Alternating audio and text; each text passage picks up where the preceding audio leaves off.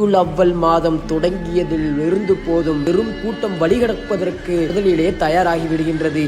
டிஎன்டேஜே ஜாக்குகள், இந்த வகாபிகள், இன்னும் இருக்கக்கூடிய அந்த தாவா எல்லாம் வகாபிகளினுடைய தமாக இருக்கின்றது. ஸல்லல்லாஹு அலைஹி வஸல்லம் அவர்களின் மீது நீங்கள் மௌலிது சொல்லை செய்யக்கூடாது என்று சொல்லுகின்றீர்கள். எல்லாம் முஸ்லிம்களா என்றுதான் முதலாவது கேள்வி. மௌலிது என்றால் அது சீராவான சரித்திர விஷயமாக இருக்கின்றது. மௌலிதுகளிலே அவர்களுடைய சரித்திரத்தை பற்றியும் இன்னும் அவர்களின் நன்னடத்தை, அவர்களினுடைய வணக்கங்கள், இன்னும் அவர்கள் செய்த நல்ல விஷயங்களை பற்றி தான் சொல்லப்படுகின்றதை தவிர ஏதோ ஒன்றும் இல்லை. இன்னும் மௌலிது ஷரீஃபிலே அலல் முஹ்தார் ஸல்லல்லாஹு அலைஹி வஸல்லம் மீது ஸலவாத் சொல்லுங்கள். இன்னும் அல்லாஹ் தஆலா சொல்கின்றான், மலாயிகத்தை ஸல்லல்லாஹு அலன் நபி யா அய்யுஹல்லதீன ஆமனு ஸல்லல்லாஹு அலைஹி வஸல்லம் தஸ்லீமா.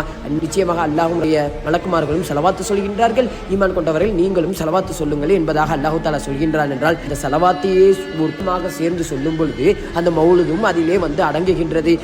வணக்கத்தை தானே சொல்கின்றான், அந்த வணக்கத்தினுடைய மௌலிதை தானே நாம் பின்பற்றுகின்றோம். நீ அல்லாஹ்விடம் பாவ மன்னிப்பு தேடிக்கொள்ளப்பா என்று சொன்னால் அதற்குரிய சவாபு அல்லாஹ் தஆலா நமக்கு தருகின்றான். மௌலிதுகளிலே ஸல்லல்லாஹு அலைஹி வஸல்லம் பற்றியும் சொல்லப்படுகின்றது, அல்லாஹ்வை பற்றியும் சொல்லப்படுகின்றது. இப்படி அல்லாஹ்வை பற்றி சொல்லிப்பட்டு அல்லாஹ்வின் கருணையானவன், அவனுடைய குதிரத்தை எல்லாம் சொல்லப்படுகின்றது என்றால் அதற்குரிய சவாபை தானே நாம் பெறுகின்றோமே தவிர எந்த ஒரு தீங்குமோ எந்த ஒரு சிறுக்குமோ ஒரு ஹராமையும் நாம் செய்யவில்லை என்பதை தெரிந்து கொள்ள வேண்டும். மௌலிது போது ஸல்லல்லாஹு அலைஹி வஸல்லம் அவர்கள் மீது புகழை சொல்வது என்பது ஆக சிறந்த விஷயமாக இருக்கின்றது என்பதை முதலிலே எல்லா முஸ்லிம்களும் புரிந்து கொள்ளுதல் வேண்டும்.